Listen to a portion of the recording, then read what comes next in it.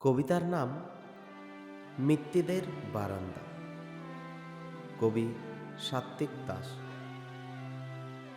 ওই দূরে মিত্তিদের বারান্দা। কয়েক বছর আগে তুমি আসতে রোজ, হাতে ঝালমুড়ি কিংবা তেঁতুলা চা। জায়গাটা আজ বড্ড ব্যাকটেকে, ধুলো জমেছে, কেউ নেয় না খোঁজ।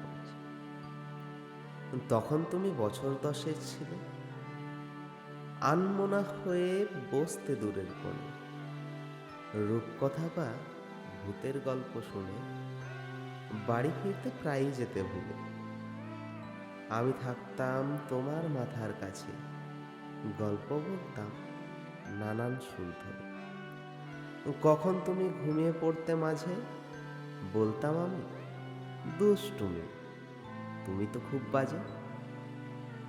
রাগ করতে তুমি, বলতে তোমার সঙ্গে আড়ি, মুখ ঘুরিয়ে বসতে অন্যদিকে। আমি বলতাম সন্ধে নেমেছে খুব, যাও ফিরে যাও, সাবধানে যেও বাড়ি। মাঝে মাঝে তুমি পরতে মায়ের শাড়ি, মন্দ মানাতো না তোমায়। তুমি বলতে, আমার দিকে দেখো, বড় হয়েছি আমি, এখন আমি শাড়ি পরতেও পারি। বারান্দাটা আজও অমনি আছে, কিচ্ছু বদলায়নি, সব আগের মতো শোনো। নিলামে আমি বাড়ি কিনতে পারিনি, বারান্দা কিনেছি মিত্তিদের কাছে।